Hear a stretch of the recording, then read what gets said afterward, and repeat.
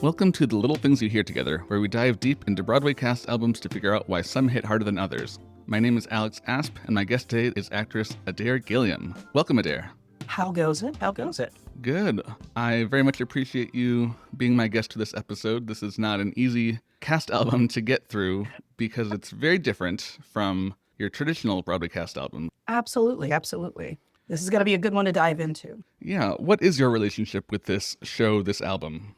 The relationship is that of a distant relative who's heard in the grapevine that they exist, but have never met or seen. I knew coming into this nothing about the show, which is kind of the tall tale of this show. I was born, I think, right when it came out, and it's interesting. Yeah, so that's kind of my relationship, where I just didn't know too much about it, but I'm glad to be learning it because it's something that I probably should have known about a long time ago. From a very high level, what is this show about?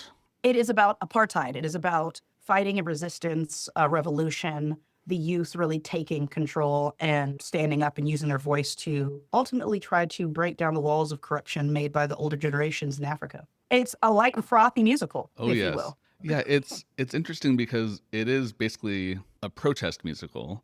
There's not a huge plot. There's kind of a through line to help us navigate the issues that we're talking about. But even the title character, Sarafina, is really just our guide to discussing all of the problems under apartheid, or at least a chunk of them, maybe not all of them. It's only one show. Can't quite tackle everything, but I would say this show is very much like a lot of musicals in a way, but this is the truest sense of a vehicle to pass a message on. Mm-hmm. Someone said, what is the best way we can teach people who aren't in Africa about apartheid and to bring light to what's going on? What's the best way we can do that? And it's like, yeah, sometimes you can have books. Not everybody's a reader.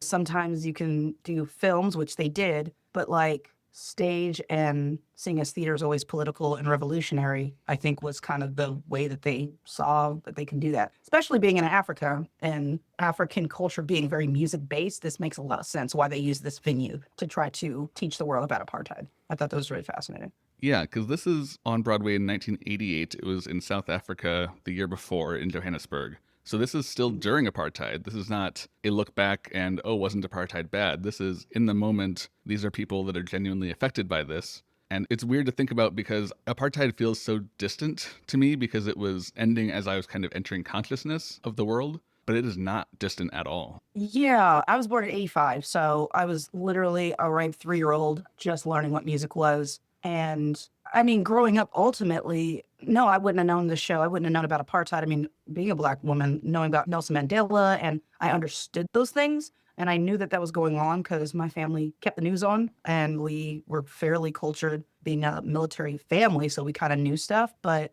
it wasn't until probably mid-90s that I kind of really understood what Nelson Mandela was talking about, what was going on, what apartheid even was. And even that, saying that, like in the 90s, which means I probably learned about it 5 years, maybe 6 years later. So it's like being a young child, we were already brought up with that information in our culture because it was important, because we were so far removed from our brethren dealing with practically the same thing on different paper with different governments. You know what I'm saying? Yeah, I think when I was younger, the simplistic view of apartheid that I had, whether that was because of me or because of how it was being conveyed to me as a child, was very much that it was just similar to kind of the Jim Crow era in the US. But it is not that simple of a comparison. No, it's not kind a of one-to-one, a lot worse in a lot of ways and a lot more intrusive. And as I've kind of gotten older and learned more about it, it's really horrifying to realize how recent this, it didn't end until the early 90s, which is just crazy. I mean, way that apartheid ended is the way that people say segregation ended, where it's like, yes, it technically ended, but it really hasn't, even to this day. I mean, a lot of people in modern society, I say modern as in like the 2000s and above, kind of learned about apartheid from people like Trevor Noah, because he's South African and he had a big platform, and having people be able to, him talk about it, take his comedy globally and kind of make jokes and bring that to the forefront was kind of a way that newer people are understanding. But like 80s, 90s, we had Nelson Mandela, you understood the Black Panther Party, you understood Muhammad Ali, and, going to South Africa and talking to those people. Like there's a lot of celebrities who were mentioning it, but because that wasn't a forefront, especially Black celebrities in our segregated world, like it just was very difficult to kind of bring that information up. But it's it's really great that people have been able to learn a bit more. And I think that's why the show is really important, because it was finding another vehicle to kind of get the message out. Yeah. And it's like, we kind of look at, around right now, it's like, what kind of revolutionary musicals are we doing now that people aren't either boycotting or only letting on Broadway for a season, or, what are other countries doing, which I think we should probably pay attention more to Yeah. global musical theater than just America. Yeah, and it's hard because just by volume, the US and the UK certainly dominate the world in musical theater because a lot of countries don't put a lot of value in it, so they're not developing major new works. But a lot of countries are, and I think it's challenging for American audiences to get into a show that's not in English, or at least like Sarafina, a good amount of the singing is in Zulu, which Yeah. does, especially if you're only trying to get the show from a cast album and you're not seeing it on stage, it can be harder to break through that because you can't get the story. There's no dance. That, and you can't also, kind of like how we have Lemuel modern day of being able to, like, in the Heights, speak half Spanish, half English. There is an intrigue when you can make it not entertaining, when you can make it a commodity, or you can make it commercial, or you can make it watered down, colonized, then people pay attention in the West. But like you had said, something like people aren't putting stock into musical theater. I think the concept of musical theater globally, it's not that people aren't putting money into it. I think that it's that people aren't putting in the idea of celebrity and the value that we have Broadway. But like music tends to be actually more important in other countries than it is here. Using that medium is actually way more important. That's why a lot of those kids are classically trained musicians, not just in the world of musical theater. So it's like, yes, they're not doing musical theater, but the way that we have musical theater isn't to pass messages as often as we would like to. It's more to entertain and not to use this medium as a vessel for information. You might get the occasional Hamilton. Yeah, you'll get the occasional Rent when that was applicable for the time. You might get the occasional musical theater that gives a little bit of nuance, but the rest of it's just flash and trash. They want to just entertain you with musical and song. And I find that other countries tend to at least try to platform, I always like to say indie musical theater, like indie artists of the musical theater world in other countries, where they do lead with more of a knowledge, information sharing, because also in Africa, oratorial history is really important to us. So it's like speaking, passing down those words through music and sound and story has always been part of the culture. So technically musical theater really should be a huge thing for Africa, but it's because we don't do it as a, here, let me entertain you. It's more like, let me give you knowledge. Let me inform you. And we don't do that as much in the West. We're not here to inform, we're here to entertain. So I feel like people do care about musical theater, but in a different context, in a different way. Yeah, it's kind of like all of these different, all over the world, everybody has their own culture of theater that has developed independent of others and to some degree influenced by others as well, including the US UK standard musical theater TM of today. In a lot of ways, part of why our style of musical theater is not as big in other places is because they have their own and they don't need ours. So to your point of the storytelling, the oral tradition of how important that is, not just in African countries, but a lot of countries in the world, that is probably for a lot of people filling that role, and they don't feel the need to put on big, huge stage shows. But if, at the core, it is doing the same thing. So that's also part of what's challenging for us today to address a cast album from a different culture's theater background is to try not to just have our Western view of theater as we're looking at this and evaluating what it's trying to do and how it's doing it. It's definitely not as simple as just, oh, this is another Andrew Lloyd Webber or Stephen Sondheim show to go through. It's a whole different animal. And I think it's still valuable for sure today. Like you said, officially apartheid ended. Officially segregation in the US ended. The effects are still ongoing. It's just not as institutionalized as it used to be. So these stories are still very valuable, and a lot of us still have a lot to learn that these should not be forgotten. For the album, this is on RCA Victor. Producers are Hugh Masekela, who provided some additional music in addition to Mbongeni Ngema, and Rick Rowe is also a producer. Engineer Jay Newland and Rick Rowe. I do want to say thank you to Masterworks Broadway, who now owns the album. They have a fairly detailed synopsis on their website and some of the lyrics translated, which was very helpful in appreciating exactly what's going on in this score. So I do appreciate that that's out there, because there's really not as much out there about this show or this album as you would think for how popular it was at the time. Yeah, and I was looking at something really I don't know. I like to try to see what the composer's thoughts were.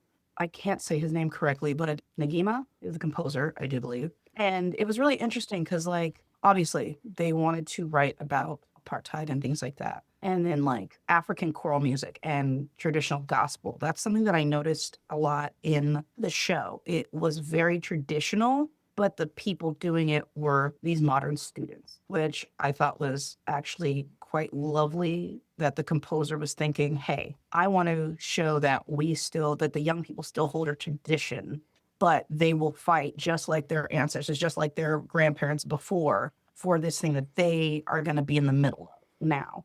And so giving a lot of the Zulu choral music was very beautiful. I mean, this is why the soundtrack and this is why, the musical was globally acclaimed. It's like that moving soul that he wrote into the music was fantastic with a hint of gospel so that the West does also feel connected in that regard. Yeah. So that people who were churchgoers can sway with the hymns and understand, even if you couldn't understand what they were saying, it's almost like your heart understood because music is the only language that we all understand Yeah. without truly understanding.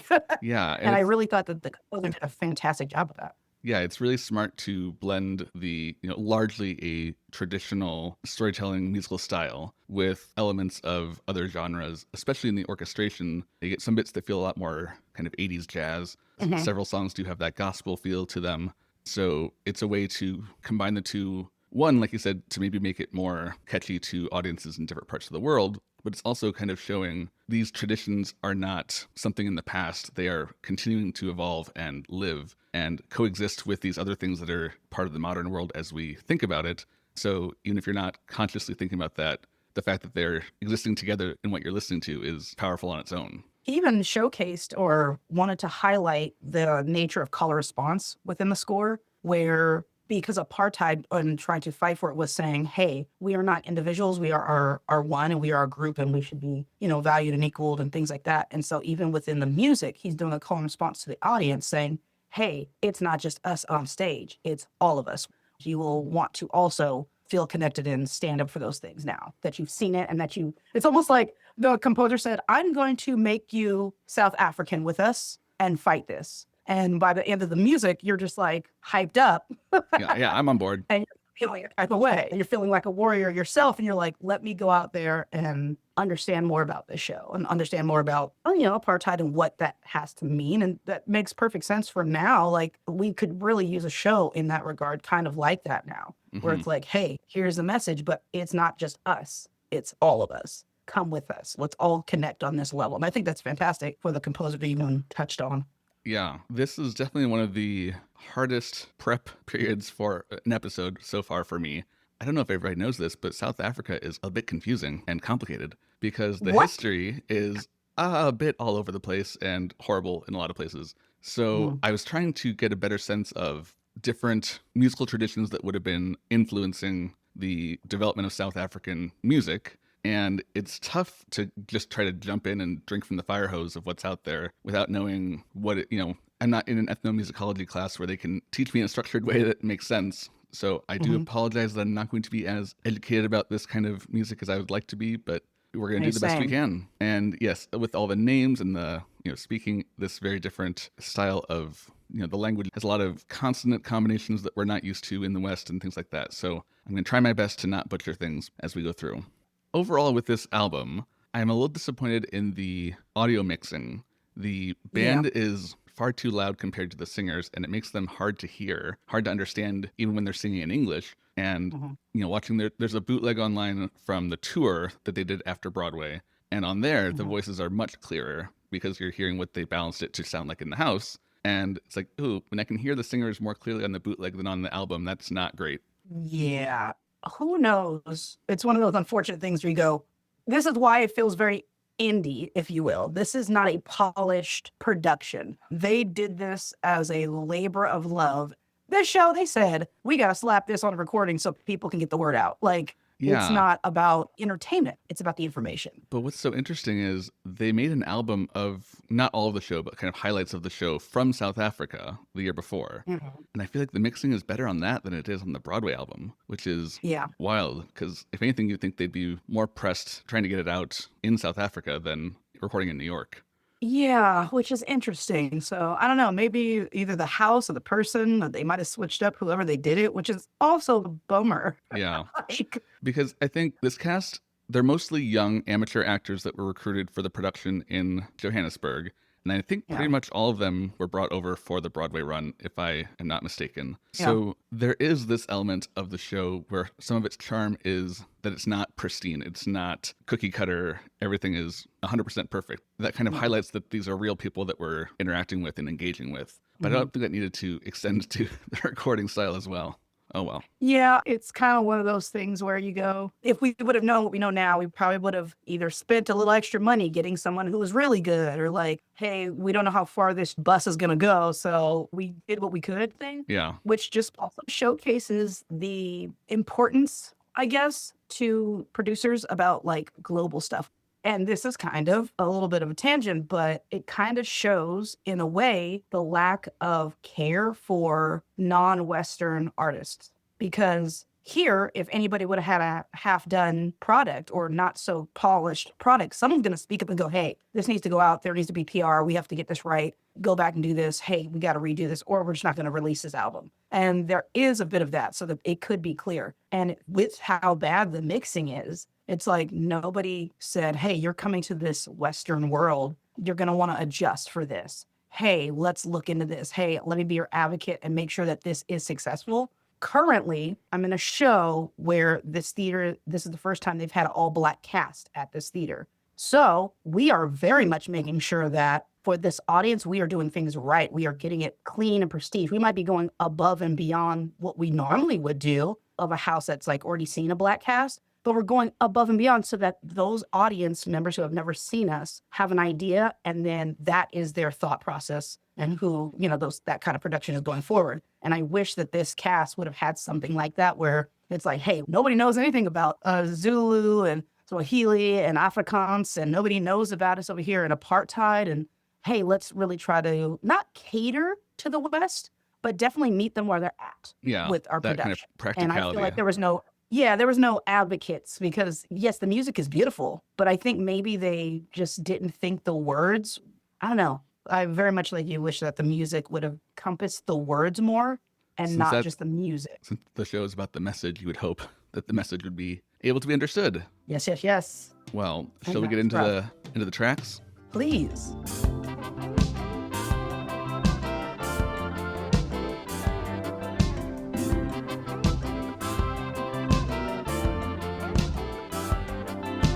All right. So we start with the overture, which is not really an overture. It's not music that's elsewhere in the show. It's just basically a song without words. It's nice, but it's not an overture.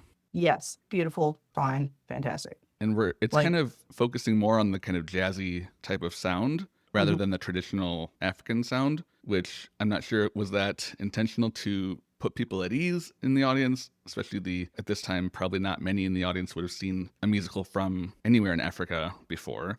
So Mhm. was that a conscious choice or not? I don't know if there's a way of knowing, but it definitely feels more modern than a lot of the rest of the album does. Yeah, which I think is their way of trying to bring in the West world. Like, hey, pay attention here, which is kind of misleading. But I didn't dislike the song. I thought it was nice. But I also feel like maybe it was more of a, hey, come to us. Once again, out of place for what they probably do. We have overtures. Is that necessarily what the composer wanted? Like that kind of sound? Or was it just like a brief interlude they wanted going into the show? Like, let's get to the message. I don't know. It did feel a little disjointed, but I did love it. I did think that the music, I kind of wanted it in a different setting, the opening, which I don't know if it did the show any good. Like, Yeah. it was nice, but I don't know if it was bringing us into that. But maybe they were trying to say, hey, it's not just about the tribal kind of African music. We also have other diasporas that go into this.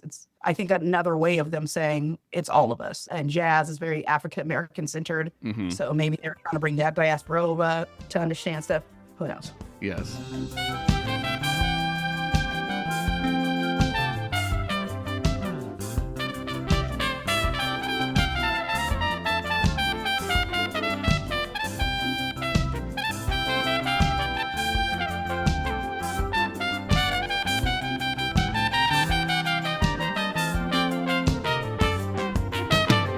And then from there, we go into Zibuyile Emasiswini, which roughly translates to back to basics, according to Google. In this first song, we're going back and forth between Zulu and English. So at least in this song, we are setting up very well that this is going to be a night of theater that is not what you're used to, which is, I think, a valuable thing to set the tone.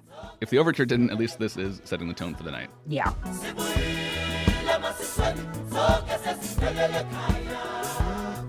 I was born in the village where the cows go crazy, and the sheep come along where the people.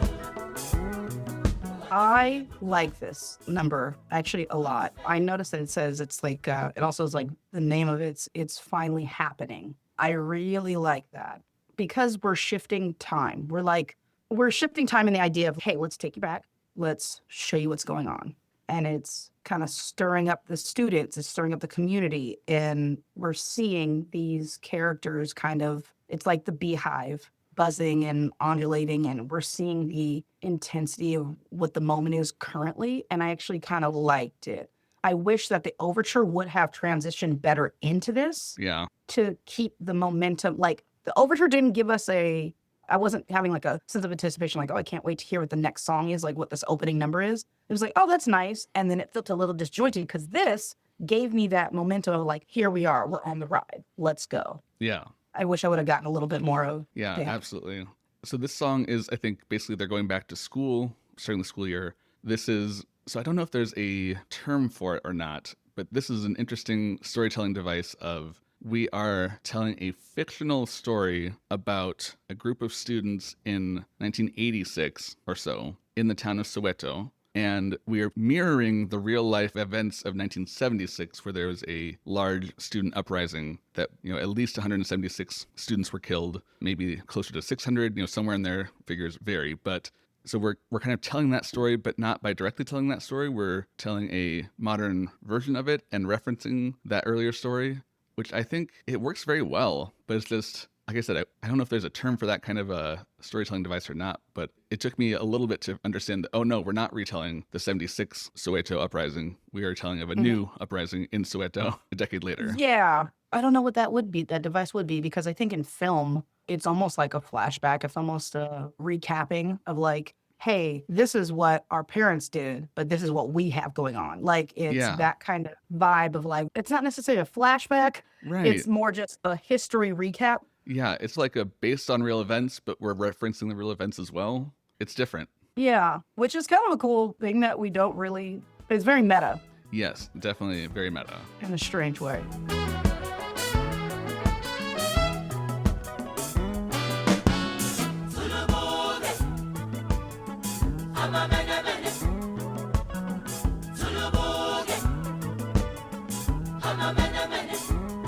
This song is quite interesting. Yeah, and like you said, we're getting into it. We're understanding the world. We're sensing the political understanding. We're getting the spiritual shift and like the energy that I actually do really like the fact that they brought this energy up in the beginning. Like it didn't have to wait. Like we didn't have to see a lot of turmoil in order to get there. Actually, I thought that was really cool too, how they dropped us in the middle of it. Much like this show dropped this in the middle of our Western world and said, here's apartheid. Look at this from this demographic. This is what the show did. They said, hey, we're not going to give a bunch of backstory. We are already students. We're already in apartheid. We're already dealing with the shift. We're already doing these things and we're already seeing this. And they said, hey, audience, we don't have time to bring you, like, to catch you up. You're here now with us, which I also did actually really like. And this is our first call and response in the show. And this is, I think, a very valuable part of how they're telling the story. We're seeing the students interacting with each other positively. This is not a world of all gloom and doom. They are trying to find the joy and the happiness wherever they can, and always aware that that awful specter is right behind you, but we still have to try to live our lives to the extent that we can, which I think is a very smart thing to keep it from getting too serious. One, to remind you that these are normal people with normal lives under very unnormal circumstances. And that kind of gives you even more reason to root for them because it makes you feel more similar to them. And it's also not showing us the POV of adults. It's the children. It's the students. This isn't adults saying we have to deal with adult topics. They instantly dropped us in with young people, with students, with the community. And you're kind of forced to realize that we're looking at this show through the eyes of babes, if you will. Yeah. So the urgency is there because some of the adults get it, but then the awakening and that kind of positive energy is coming from the hope that the children have and the hope that the students already have. And they bring us into that, which I really like. Yeah.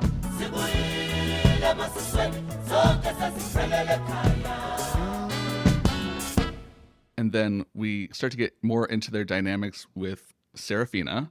So she is just the most beloved girl in the school, apparently. And this whole song, the first half is the boys singing how much they think she's pretty, and they send her chocolates and flowers, but she's not interested. She gives the chocolates to her sister and throws the flowers out the window. And it's a great way of establishing who this character is that's going to be our lens to the world that we're talking about here. And she's above such childish things as chocolates and flowers. But she's clearly beloved by the staff, the students, everybody, and they named a whole musical for her. But when I send you chocolate and flowers, you say I make you vex. You give your junior sister the chocolate. I do like the fact that within this character of Sarafina, they gave her, once again, call back to the opening, which makes sense why the opening was the way it was. I just wish there was a better transition to it, of her having jazz undertones, funk and jazz undertones. They gave her more of a modern musical undertone for the theme of who she is, which is young. She's modern, quote unquote modern, not as close as tradition would have. And she's bold and she's the rebellious kind of spirit. And it's very much the avatar of the movement in that regard. And it's like, I love that. And I love the fact that, and that's why I said I go back to the opening of like the orchestration being kind of jazzy, because they really are already foreshadowing this character of like, hey, this musical is about her point of view. We're going to open the show with that kind of jazzy funk modernization. But I like that. I like the fact that Sarafina is just this. And if she doesn't like the flowers or the chocolate, not because she doesn't want those things. It's just not important right now. Yeah. Like she's over here going, I got other stuff to do. I don't have time for these silly contrite things. You got to admire that. Yeah. And so this song, the first half is a very different feel than the second half. And as we're transitioning into the second half, they sing, "You make palaver, Sarafina," which I didn't know that was a word. Apparently it just means she makes things unnecessarily complex. So she's not going to just go along. She's going to stir the pot. She's going to challenge things and not just accept the status quo. And I love that they're starting right off with, as soon as we get into the upbeat section of the song, it's like, Sarafina, you just make it all complicated. You make I wanna cry.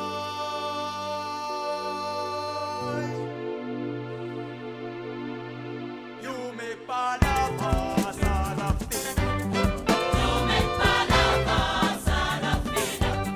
But clearly they admire that about her because it's a very upbeat bit of the song, and they're just talking a lot about how much everybody loves her still.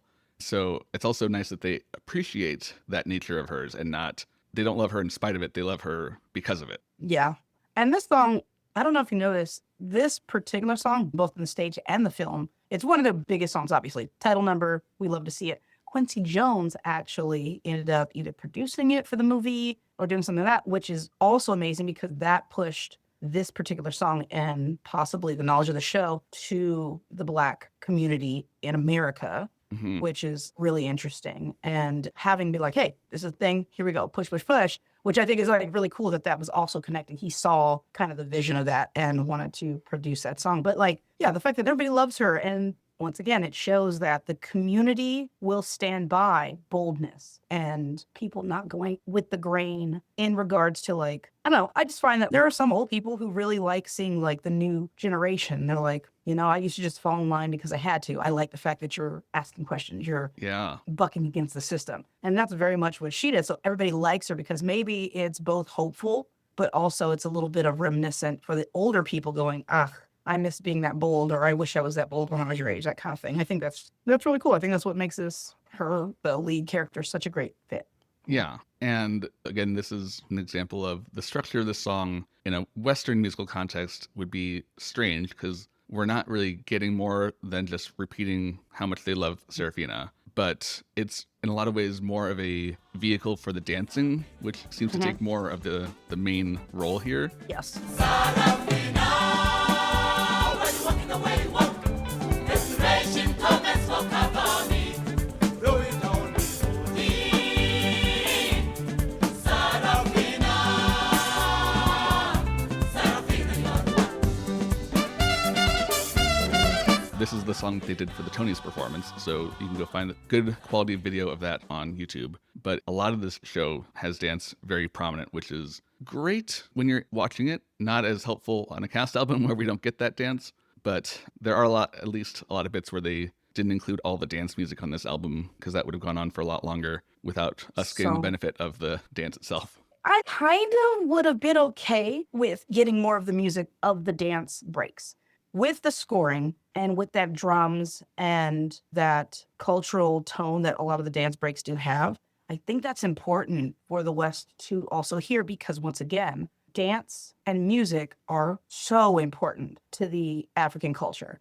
And so like to hear the da da da da, and like all these things of having that, like that's the heartbeat. That's the thing. Like, yes, you get these words, you get this thing. It's supposed to move your body. It's supposed to, it's like, I think sometimes we think dance breaks are just there for the eyes, but also it's like listening to classical music. There ain't no words. You want to listen to the movement. You want to listen to the strength. And sometimes we are so not used to listening to rhythm. We're not used to listening to that nature that syncs up your heartbeat, that gets your pulse racing. Even if there are no words, eventually you're going to sit there and go, oh, I kind of want to move. And that's inherent, because when you protest, you bring drums. Yeah. You don't always have instruments. You bring, the tambourines. You bring all of these same, the congos. You bring the djembes. You bring the cajones, all these things. So not having it necessarily on the soundtrack does, I think, a little bit of a disservice, but that is such a Western thing. They're also kind of at the max for the time on a single disc already. I think this is 73 minutes, which is definitely pushing it. So I understand there's not enough of the dance music to push it into a double LP or double CD. So I definitely understand that's a bit of a bummer. logistically, especially because I agree with a lot of the music. I'm always a fan of more music on an album, no matter what. If I don't want to listen to it at any one time, I can skip it. But I'm glad to have it there. But I understand a lot of the dance music, especially later in the show. I'm trying to remember earlier in the show, but at the very end, it's very repetitive. And I understand why they would say, yeah, this is repeating the same thing over and over, and we need to cut something for time. So this is going to be it. Yeah, that's all understandable. Yeah, no, that's for sure But it'd understandable. be nice to have it if we could. I'd listen to it. I love you, Sarafina. I love you, Sarafina. Sarafina. Sarafina, please don't run away. And then next up, we have the Lord's Prayer. So they're starting the school day. The first bit of this song, they're just singing very straight rhythm, very simple, and it's kind of sounding more like an Anglican hymn in the harmonies that they're using, which is kind of a subtle reference to the colonization that brought Christianity to South Africa in the first place. But then they get to put their own spin on it and have a lot more fun with it. Yeah. Our Father, which art in heaven, hallowed be thy name. Thy kingdom come, thy will be done on earth as it is in heaven. So I was thinking like very much the same thing that you just said, where it is a little bit of this kind of gospel-y, chanty, choral harmony, which I think is interesting. But the one thing that I really notice about this within the show, it's kind of the first time we've seen them take comfort in religion, but then at the same time, they're critiquing the reliance on the religion in the face of what's going on. Much like we do now, where a lot of people says, yes, we want to believe in a higher power to find comfort, but also why is this higher power allowing this evil to happen? Why is this higher power allowing us to be so distraught and so downtrodden? Why? But we also still want to find comfort in it because we want to be obedient. So I thought that was really interesting. Yeah. Our Father, which art in heaven, hallowed be thy will be done. Thy will be done on earth as it is in heaven. And this song also is our first introduction to their teacher, Mistress It's a Pity, which I think is fun because they call their teachers Mistress, and she says it's a pity very often, and so they have nicknamed her Mistress It's a Pity. And you can sense it on the album even, how much this class loves their teacher and how much she loves them. Just the way that they're interacting with each other is so heartwarming because they all really care about each other. And like I said, in the face of all the stuff that's around them, they have to rely on what they can, whether that's their faith, their fellow classmates, their teacher, and they're doing what they can to stay positive with each other. Yeah. I like this character. They're kind of in a way with her because they're comfortable. They're mocking that kind of gospel sound in a way.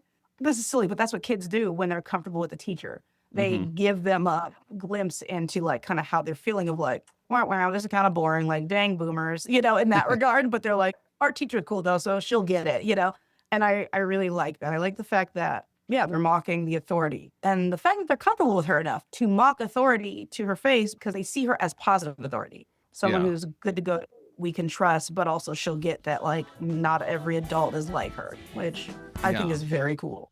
For thine is thy kingdom, the power and the glory, forever and ever, amen. And we get more of that after, in the book scenes between this song and the next that aren't on the album. But in the bootleg, you can see they are having class discussions. They're kind of teaching different, there's like an English class, math class, whatever. And then they get to history and the teacher is giving them unapproved knowledge and sharing things that she thinks are important for them to know, whether it's allowed or not.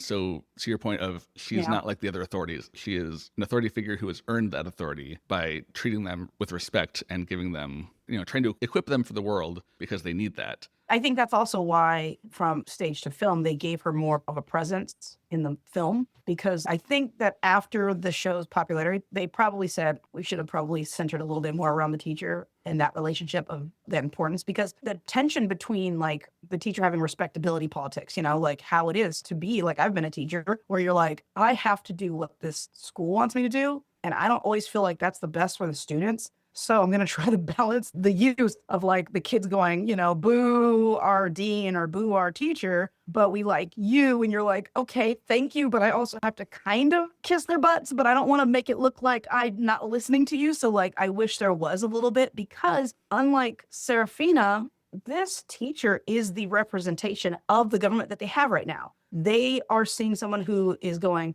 we have these higher ups, people that we might owe money to or whatever for apartheid that we have to pay attention to. But some of us want to pay attention to you down here, but not really. And she's doing a good job of showing them what that actually looks like. The balance of, I can do this, but I also respect you and want to help you as students. And that's the moment of meeting this teacher that makes them go, the world can be better.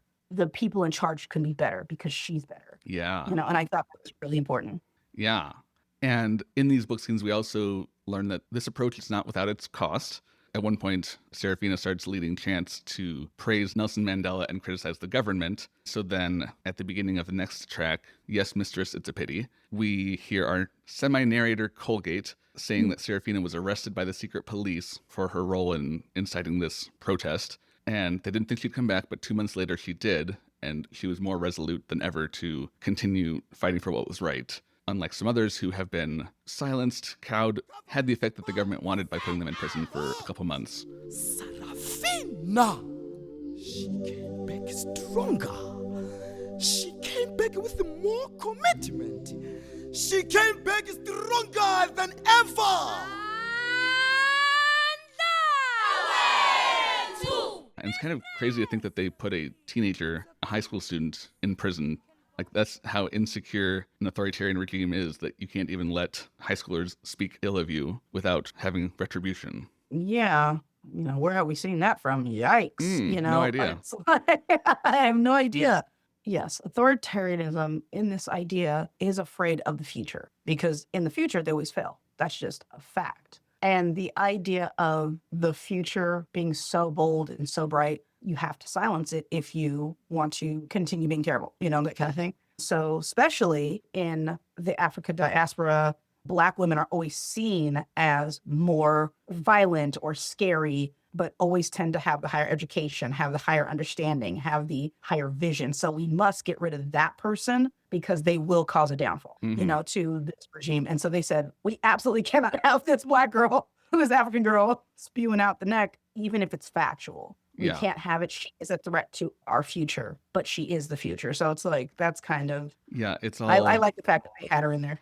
yeah, and Well, I don't like the fact it was that well done in the movie as well to kind of highlight what she went through rather than having it just be off stage. But the movie's interesting. it's It a takes great a lot transition of too. in the show, just having that she gets to leave the stage for a minute, which is always nice when you're the center of the whole show. So she gets to come back, and then she insists that they get back to class like normal, pretend that everything's fine. And so then in this song, they are learning about the oil producing countries in the world, which I laugh that one of them is Texas, the country of Texas. Yes, Mr. Titafiti. Sarafina, Angola, Makundane, Nigeria. Silence, silence.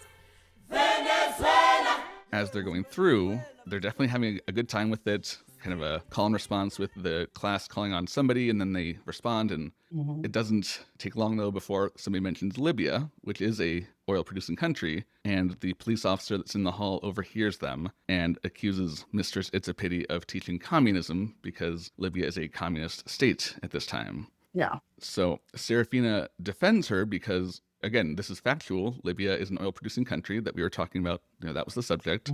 But he gets very angry and does not like this. So he raises his gun to shoot Serafina, and the classmates distract him by throwing whatever they can find at him. And then they run away, but he opens fire and several students are killed.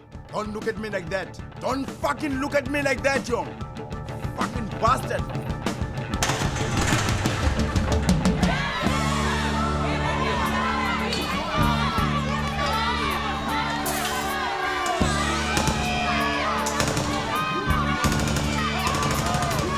So we have been having a largely happy vibe for the show so far, with mentioning some of the terrible things, but we're not seeing any of it until now.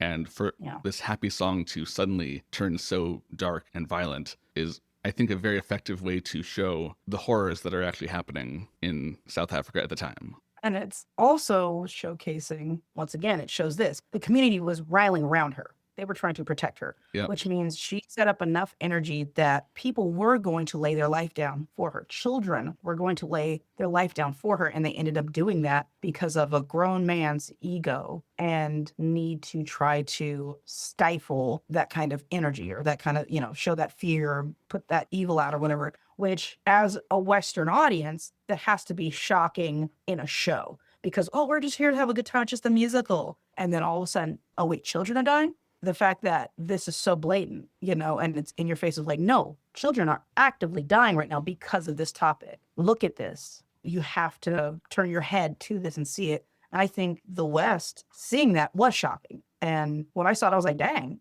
Yeah. I was like, oh my God, yikes. And I think this is where the framing sort of device of referencing the 1976 uprising is so smart because it really brings it home to people. Yes, this is a fictional story, but this is something that has happened and continues to happen. We're referencing a very famous uprising where students were killed so that we're not just making this up. This is a real thing that we're dealing with, so you need to confront it with us as part of this journey that you're taking to feel. So I'm sure there are some people that were going to Sarafina to feel good about themselves for, oh yes, I'm supporting the anti-apartheid show. And that's all that they were planning to get out of it. So forcing them to really lock in and be a part of this story is, I think, very smart. 100%. Yeah.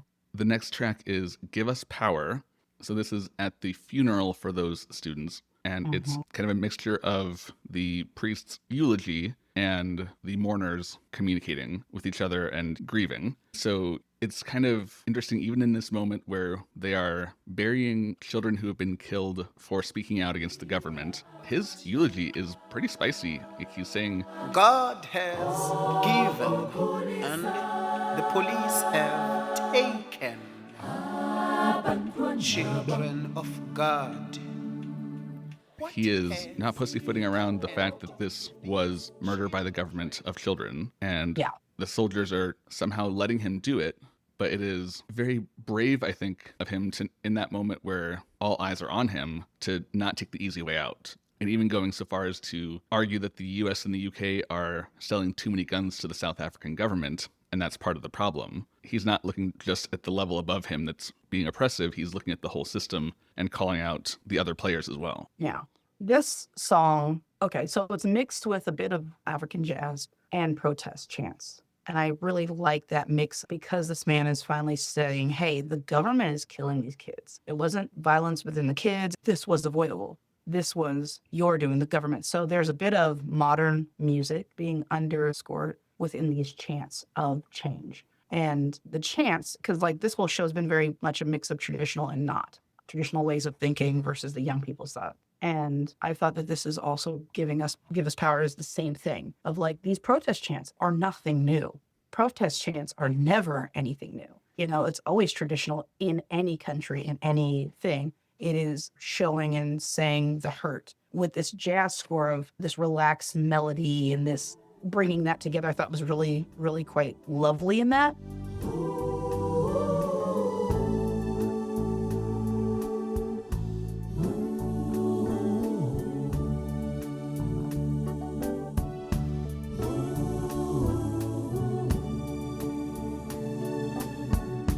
And the fact that this is we're no longer in a passive lament that we've had this entire show, you know, of certain things. No, this is the active resistance song. This is that pivotal moment in the show where the students, and I think some of the community, after burying those children, go, it's time to fight. One step too far, which is a message I wish we would have done, I don't know, 10, 15 years ago and continue to do now, where it's like, yo, a few kids got killed at a school and the entire place said, oh, absolutely not. We need to make change. It might hurt. It's going to suck, but we need to fight this. And eventually they, in a way, have won that change because it's a lot better. Has it gone away? No. Apartheid is still very much active in a lot of ways. They fought for that. And this song really got me because I was like, man, the fact that this is where students demand change. Mm-hmm. And this is where you feel as an audience member like, uh-oh. You almost feel like it's I now have to do something. This is the song that's supposed to get the audience really going, after this show, how do I help? After this moment, how do I learn about apartheid? This can't stand. And that's why I said we had more of these kind of songs for our own. Yeah, for sure. Oh Lord, give us power. Oh Lord, oh Lord, oh Lord, oh Lord. And this song kind of goes fairly seamlessly into the next of Afunani Amafoisa e Soweto, which is what are the police doing in Soweto? And this bit of the funeral has much more of a gospel-y feel as they're lowering the coffins into the ground. And the translated lyrics get a lot more pointed. And now we're talking about there are so many dead or in prison, and where are the people who are coming to save them and stand up for what's right? So we're getting a lot more focus in Give Us Power was the turning point. And then this track is, okay, now let's start to move toward that goal.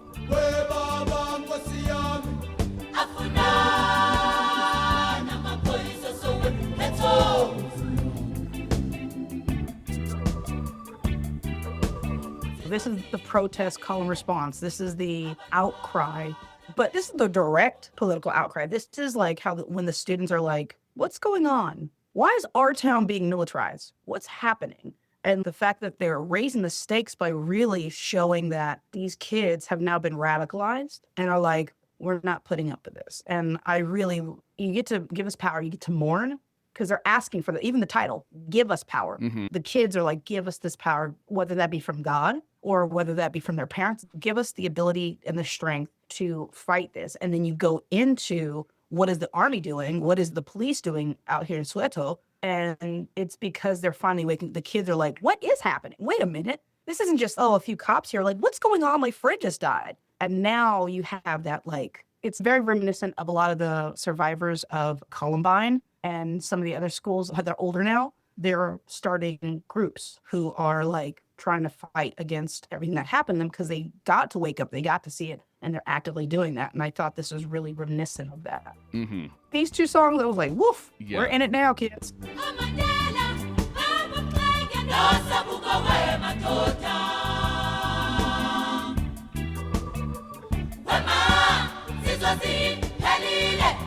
it's well done storytelling wise to have that emotional peak here, and then the next track, Freedom is Coming Tomorrow, is the Act 1 closer, and we're ending on a more hopeful note. So we're kind of going from sadness and shock and then into anger and resolve, and then now into the hope that we will accomplish change some way or another. We're going to fight to make things better. So we're getting that full range of emotion in the response to these shootings, and they're demanding to make a change has to happen. And it's fun to hear they are still children. They do have a lot of hope for the future. Yeah. Sorry. This stuff.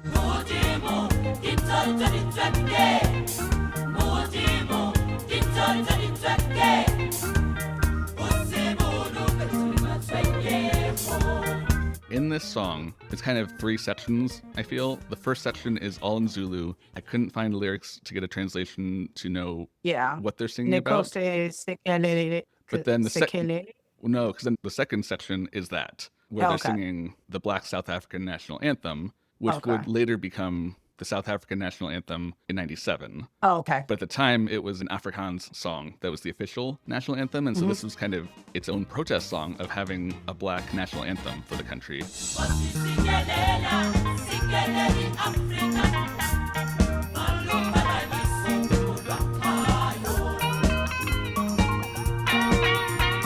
So that is, their take on that is the middle section here, which is, I think, a very smart thing to do and very powerful as far as the meaning of it. And then the last section is the hopeful freedom is coming tomorrow over and over. Freedom is coming tomorrow.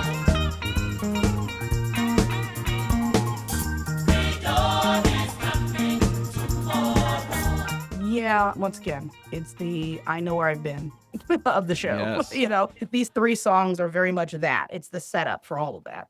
I mean, it's a great way to end the first act of both making the audience feel ready to fight while also, as an audience member, going, okay, what else is going to happen? Like, okay, we got to this point. And you get a little worried because you go, okay, are these characters in danger? What's going to happen? I mean, obviously, we'll know how apartheid's going, you know, and ending and stuff like that. But, you know, you're seeing from these kids' eyes, where do they go from here? Because you can't just go down. It has to just keep going up, up, up, up, up. And that is something that I really like, that anticipation. And the music is fantastic. I mean, like, it's soaring and the ensemble did fantastic. And it's just, it really hits, you know, the pit of your stomach. And I really like it. Yeah.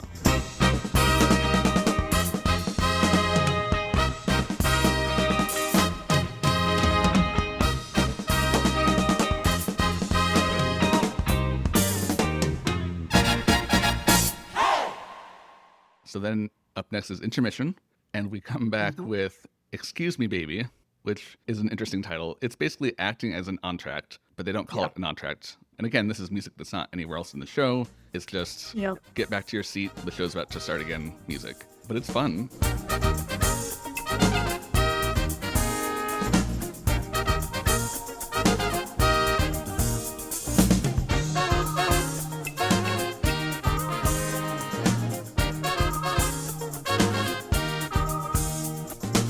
Definitely, we're kind of riding the vibe of the hopefulness from Freedom is Coming Tomorrow that we had before intermission to bring people back in happy before we get to other things coming up shortly that will be less happy. And also from the first one, seeing as the opening gave kind of a future look at who Sarafina is, this also kind of feels like it's giving you a bit of a heads up to a bit of what there could be as far as like kind of jazzy interlude, you know, we're trying to get you back into this city and back into the nature of everything. But. Yeah.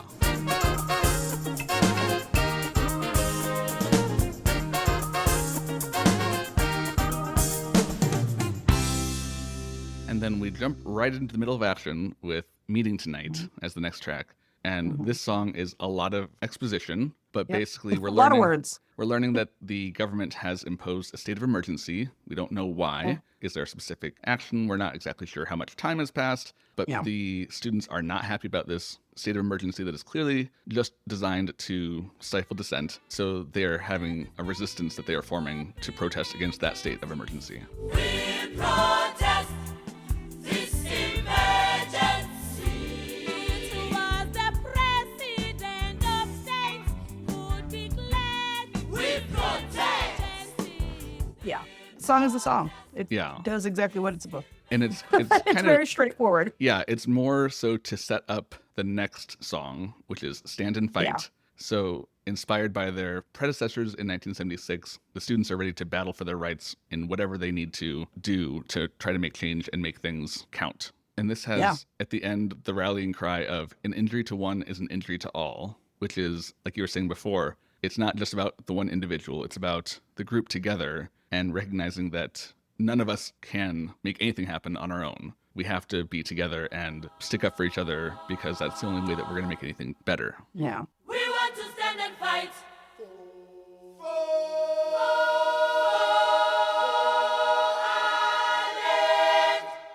And also, there's definitely a shift in this from peaceful resistance to trying to not be brainwashed by like the militia of it all. You know, that mindset of like, yes, we want to be a, and I think that's kind of where we all kind of fail sometimes. We can be a group that fights this army, this militia, this group without becoming a militia, without stooping to their level. And sometimes that's a little bit of a naivety too for the kids of like, yeah, we can't fight against this. We can protest. We can say these things, but there is a bit of, we won't have to hurt as many people as they hurt us. We're better than them. Let's not forget that. Yeah, which still, once again, and we're still very much heavily in the protest music space where it's very much chanting and things like that. So even though the sentiment of the songs are really important, the music, a little lackluster, but I don't think that was the point. Yeah, the this music song. is serving what it needs to get the message through. And it makes it's definitely more palatable to listen to a song saying these words than to just hear people chanting without the music. It'd be much harder for an audience to engage for the whole evening in the theater. Yeah. It's kind of like watching Subway Surfer while somebody's reading a Reddit post. You know, it's very much here. Let's keep you distracted while we give you this information. So, Yeah. I mean, I wasn't mad about it. It's literally the whole point of this show. Yep. We belong right here.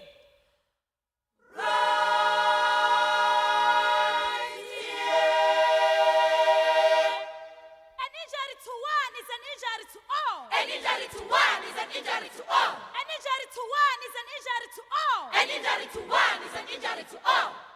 The next track is Uyamemeza Umgoma, which I believe is You Shot Ungoma. So this is one of the students singing a lament for, I would assume, one of the victims of the earlier shooting. And these lyrics translate to, or some of it's in Zulu, some of it's in English. But it comes down to being a metaphor, basically, of boys going off on a cattle drive. And that is, they will find their way back someday. And it's kind of that mentality of gone but not forgotten, but also we'll be reunited again in the future. And it's a very reflective moment. Yeah.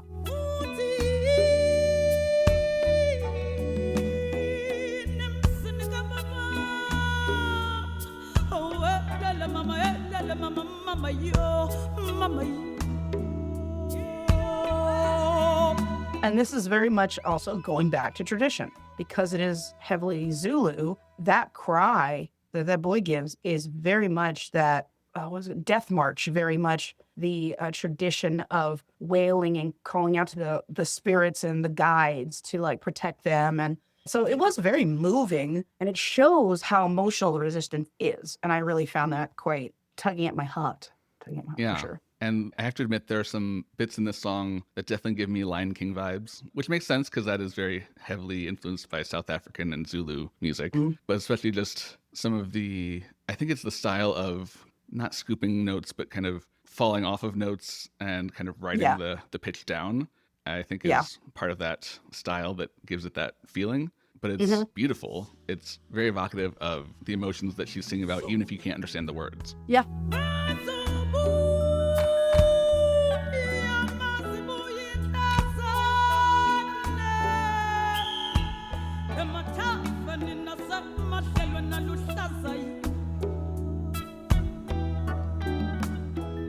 Yeah, this is another one of those, like, it's not about the words, it's about the emotion. You understand what grief looks like. And you can understand what defiance looks like within grief, or define, even the idea of defying death. What do they say? Rage against the dying light. It's that. And the fact that we don't even know the words, but we understand what that character and that person's going through of that It's the cries of the children who are survivors from mass shootings. It's the cry and the anger of, the person who got out of Pulse nightclub. It's that.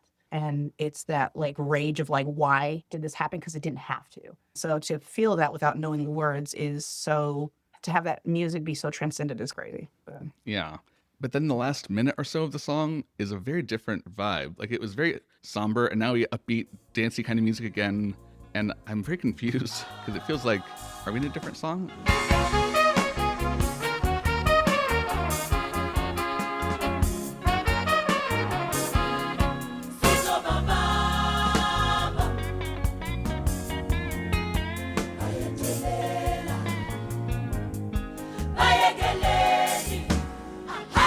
But that's the thing. I think that's the whole purpose, too, of that song, of grieving, being angry. You are literally expelling that grief out. And usually, at least from from Black culture, when we have funerals and stuff, we usually have a repast or something like that where you go and eat food. There's a DJ sometimes. People are laughing. You are talking about good memories of that person. You're like, man, this person did some crazy stuff. Like, you bring it up and it becomes more of a celebration of that life than the mourning and the loss. So having that angry and defiance in the beginning and that welling and that collapse of spirits only to then go into a form of worship and celebration for what's to come and for the life that you still have and I'm now going to live my life to fight this person because they lost theirs is very much part of the African culture and the diaspora. So That's I a really get good it. point. It does feel jarring, but that is heavily in the, like, for me, like when my uncle passed, it's like very sad. And then we just tee-hee-hee the whole day because they're like, we can't take us nowhere because we were just making jokes and like,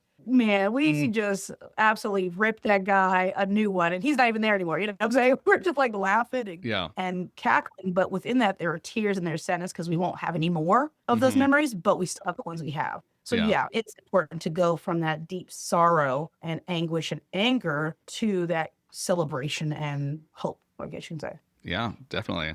The next track now is Voster Sisoliluela, or Voster We Will Fight For You. And this is basically, the theme is this is a vow to get their land back, and they're going to fight until they get it back. So again, it's a different kind of a protest song, but it's still a protest. No.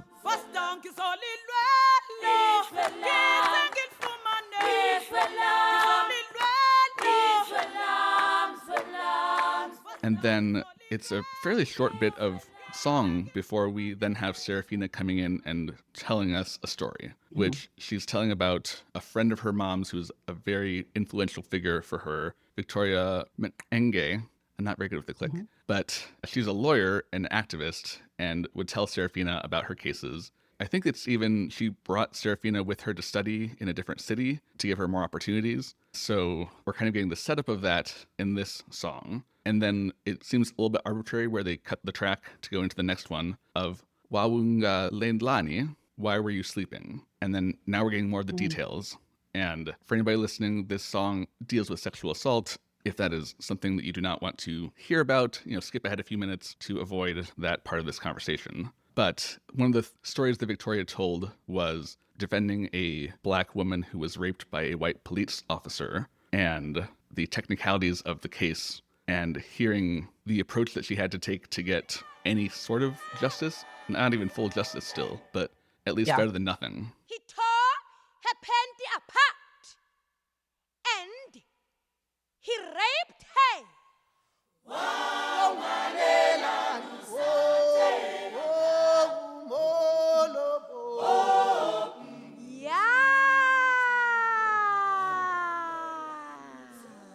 This song is rough, but it's coming from Sarafina telling this story. And she's only telling what she knows. And we're only getting half of the information because as a mother, sharing that with your child's hard. You're not going to give all the things, but you are going to give some reality. So to know that the story that even she knows is messed up, like, you know what I'm saying? Yeah. And so you just have to imagine that there is even more pain for her to go through. And the fact that this song is a ballad, it's still warm with gospel because the only thing in those terrible moments you have is faith. And it goes back to the other song earlier, where they're trying to inject a little bit of gospel into a heart. And it's like, even though the bad is happening, you still have a faith. You still have some kind of anchor towards something possibly, hopefully better. And she's telling this story and talking about this deeply emotional event. And what does it mean for the community to sacrifice even for a little bit of justice? How strong you are to fight only to get maybe 5% of what is owed. And what does that look like when you don't get all of the justice? Yeah. And the sliver of justice they get is that the judge was not on board with the allegation that he raped her because he said that she agreed. So case closed. But then Yeah. I love in the storytelling that And Victoria said, under the Immorality Act of South Africa, no white man is allowed to make love to a black woman. She fought it, and she won the case for her. no. So Yeah. she gets him on that bit of it as Yeah. well. It's like And you got to get him. you got something at least. It's like, how messed up is that? Yeah. It's off of the oppressor's own loophole or own stupid rule that you were able to get justice of like, I didn't say yes, but also if I did, it's still legal for you to have done it in the first place. It's Yeah. like, yikes. So at least he doesn't get off scot-free. Yeah, it doesn't get off scot-free, but it still also keeps the blame on the woman still, on, her mother and stuff like that. That's still a bummer of like, she still has to deal with that. Because also, the misogyny of a woman and being harassed and being taken advantage of is one thing. And then you also have the race thing. And then you have to have, like I said, back to the misogyny of like, there were probably some men in her own life who didn't believe her or said, oh, you just wanted to get a better life, so you slept with this cop. Or you just wanted free stuff, or you just wanted to get free. You didn't really care about the cause, when is not the case, So there's a lot of that. That's why she said it's a matter of her family sacrifices. Yeah. So that was a story that she heard from Victoria. But then the rest of this song is more horrible because she says that Victoria had taken on a treason trial and Sarafina was at her house. She saw her coming home from court. And as she was walking up the sidewalk, 4 men jumped the fence and she heard a shot and ran inside. And then on the album, you get the screams of her banging on the door as she's being beaten. There are axes, there are knives, and it is so chilling to the bone to hear that on this track. It makes it so much realer than it otherwise could ever be, and it's heartbreaking. I ran back inside and called her children. Mbasa, namhlozani nakumayefa. And suddenly there were screams. Banging on the door. The sound of the axes and the bush knives. Yeah. And it was rightly placed after the story that she tells, because you go, oh my God, that's terrible. She got no justice. This is bad. It couldn't possibly get any. Oh no, it got worse, because you see it then reenacted with no justice and more violence. Yeah. Because before you think rape is the worst. And then she got a little bit of justice for being smart. But then guess what happens when you're too smart for these people? Guess what happens when you're still able to get a little bit of peace and dignity back to yourself? They do something even worse to try to take the rest of your dignity away. And it is a form of terrorism. And it's like, wow. And as the audience, you're watching this form of terrorism going, somebody stop it. Somebody help. And that's the emotion that they want to convey in the show. Yes, somebody help. Yes, Please exactly. stop it. This is not a one-off thing. This is our life. Come help. And I do want to point out also, most of this track and the second half of the one before is Sarafina telling us all of this. And in the background is the ensemble singing quietly. And on stage, she is acting out all of these events that she is describing. And it is a lot, especially, so Leleti Kumalo played Sarafina. She was 18 at the time that this went on Broadway. So that is a lot to put on the shoulders of an 18-year-old, and she does an amazing job. But that's part of it too. These are not 30-year-olds pretending to be high schoolers. These are actually young people to help bring home exactly what we're dealing with. It's not abstract and theoretical. It's these aged people that are in front of you. Well, I mean, that's the whole thing that we talk about with the show in general. Of this wasn't a show for entertainment. It was a show for knowledge. Yeah. And throughout this song, we are getting a very exaggerated speaking style which I would assume is part of some South African storytelling tradition where words are elongated. There's significant variation in pitch of the voice as you're telling the story. And it's the kind of thing that you would typically expect to hear with telling a fun story or a magical story. And to have that storytelling being used for this awful story is even more jarring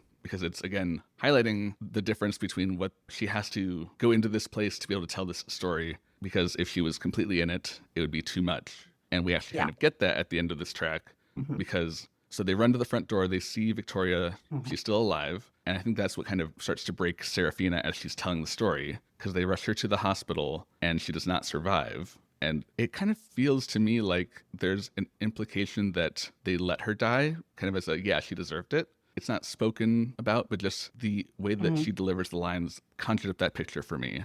And then now she is grieving herself in this moment. Yeah. Because the next track, Mama, the first minute or so is just screams of anguish with a very incongruent music behind it that's very soft and pretty.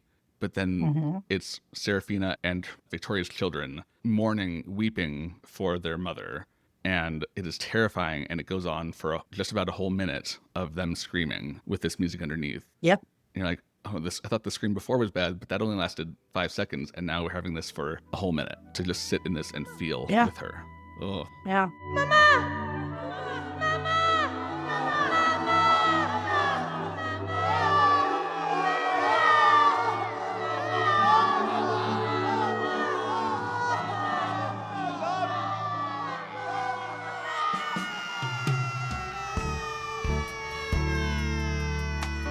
That scream is so ethereally guttural in the idea of like, that is ancestor pain. That is every woman giving birth, every person who watched the towers fall. Like, it's that kind of pain. Yeah. It's that distress. Have that underscore of this light music playing. It's, in my mind, this is how I took it.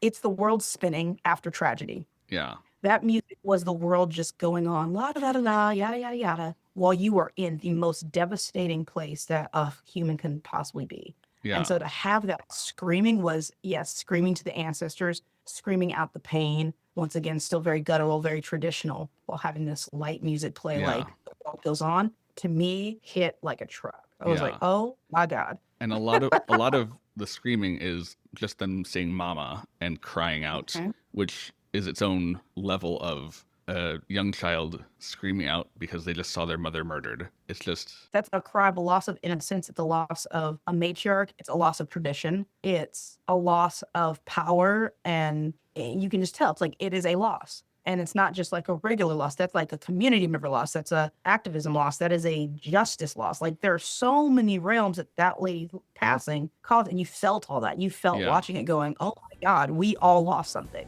Yeah. And you know that there are people like that we've lost.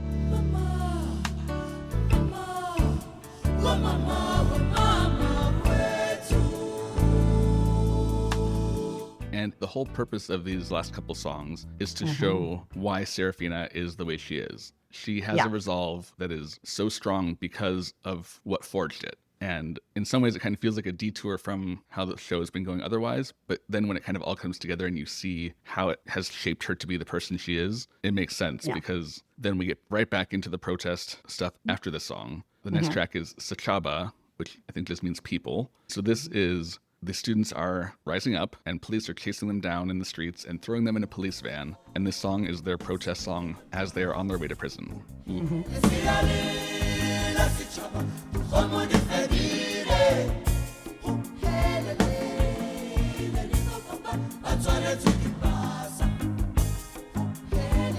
Yeah, this one I like. Once again, with the protest songs, it is what it is. And to see it against the background of these people being taken in. Once again, it just drives it home the powerfulness. Now, and it could be a Western thing. It could be just a human thing because we're so used to now seeing so much violence that even in the show, there was a moment where I started getting numb to the protest songs. Because I was like, oh, this is number 8 of like 24, you know? I get it. And I feel like I might have tuned out some of the anthem, not because I didn't understand, but because I was already like, yeah, I I'm get already it. with you. I'm already with you. Yep. And if you're tired of hearing, and I mean tired in the idea of like you get numb to hearing all the chants and the anthems, it's because they are too. They're tired of having to do the anthems. Yeah. And that's what I get from that, where I'm like, I'm with you already. I'm just as tired as you. This is BS. Like, this should have already been rectified. I mean, it's very effective, but yeah, by the time I got to this, I was like, it was a relief. And these lyrics are partly listing the wrongs that are happening, part imploring the world to see what's happening. They say, Come and see big trouble here for Africa. I say, come and see big trouble here for Africa.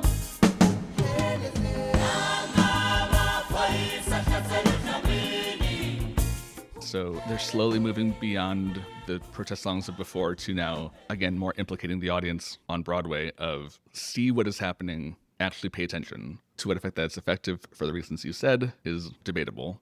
Because, yeah, now things are starting to kind of blend together with so many similar songs. And then next we have another one, Isizwe, which means nation. So this is now they're in prison and they're pleading for someone to come and help them because the black nation is dying. Yeah. Isizwe sabantu anetshelele kokhele zethu zisilamulele kulolu daba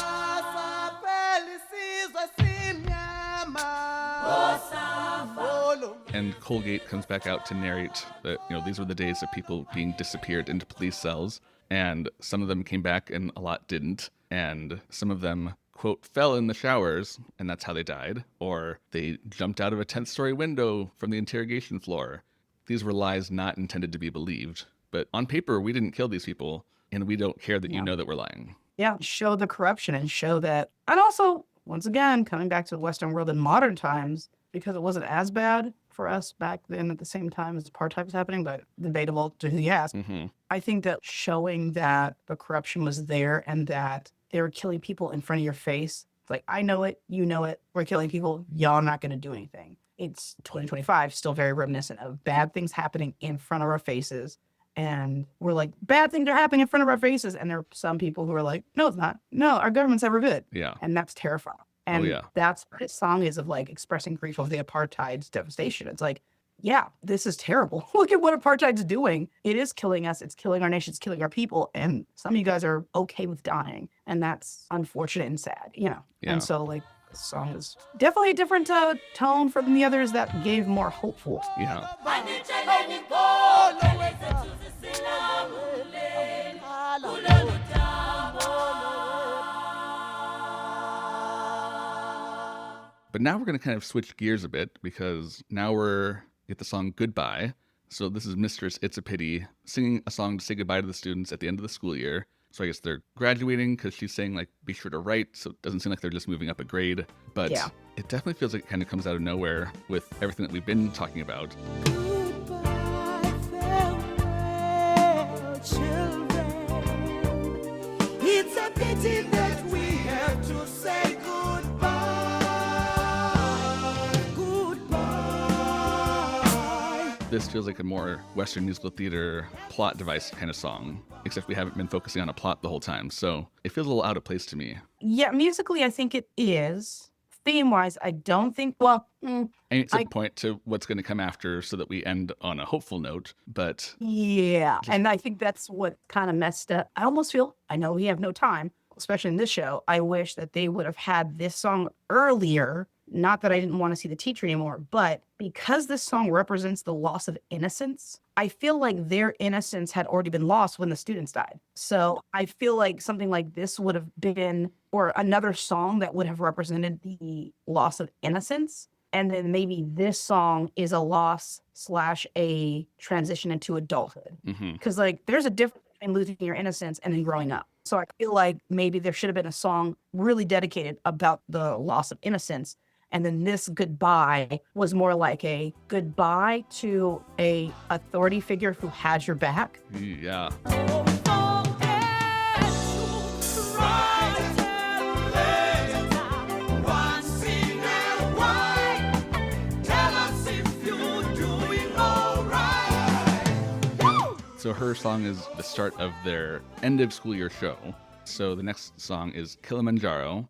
So this is very happy. This is basically celebrating all of the natural wonders of Southern Africa. And I like that it's not just South Africa, it's southern, the whole region, because they're referencing places in other countries nearby.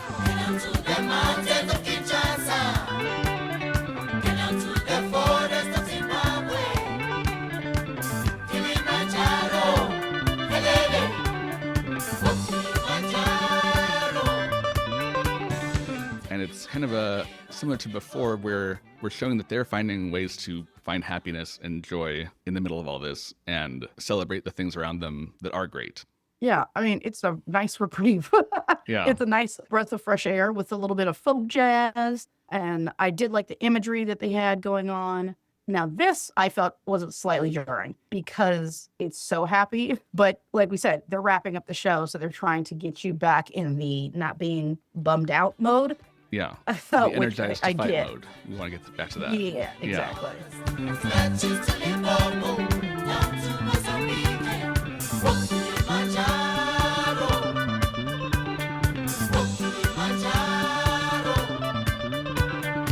And then the next song in this show is Africa Burning in the Sun. And this seems kind of more like a metaphor. So we're still getting a protest type of message in there, but Yeah. in a more veiled and happy sounding way, because they're kind of singing about how Africa's on fire. And they're not talking about prairie fires. They're talking about the state of the people and what the government is doing to everybody. So it's a lot of thinly veiled metaphor. Yeah. I do think it's unfortunate. There's a lot of pitch issues in this song, which can take you out of it a little bit. I'm like, it's a little rough. Foot-stomping warriors and the strumming of guitars keeps on playing on and on. I don't necessarily get what they're trying to go for with the music arrangement for this song. Yeah. I mean, mind you, throughout the entire show, there were some moments of pitch that I was like, Yeah.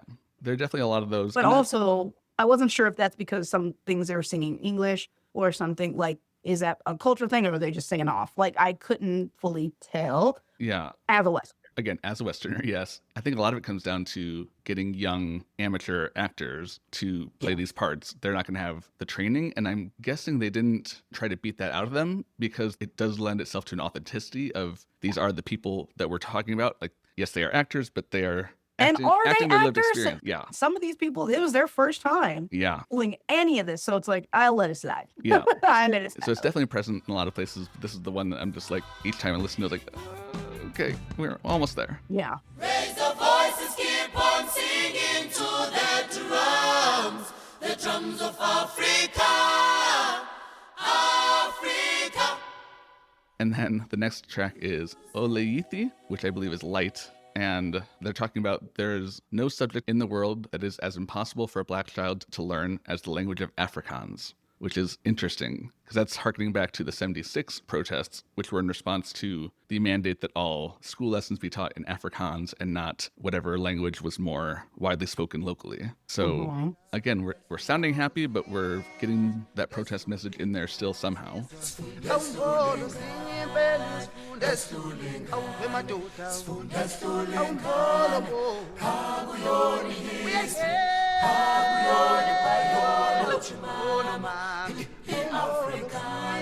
And a lot of the dancing going on through all of this show within the show is very exciting. So it's easy to miss the words underneath because also I believe this is mostly in Zulu. So you're Yeah. only getting the emotion of it, not the words themselves. Yeah. And it's almost like how it is mostly in Zulu. This kind of feels like a hidden message to any Africans listening outside of Africa, Hmm. where it's like, it'll be all right. It's the nod. Hey, family, this is for you. It's going to be okay. Keep fighting, keep pushing, keep doing what you need to do, which I think is very important. It's like, yes, we are getting this celebration in a way, but also it's like, keep going. And I do appreciate that. I got the vibe. I don't know what's going on. Yep.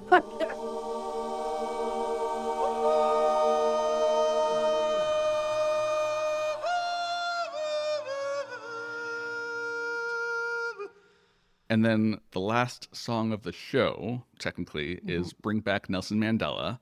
And Sarafina is playing Nelson Mandela because she's the gregarious center of attention, so she got the part. Also a protest song, but with a much more specific aim, because at this point, Mandela was still in prison. He'd been in prison for 26 years at this, in 1988. And it's interesting, there's a line, I want to see him walking hand in hand with Winnie Mandela.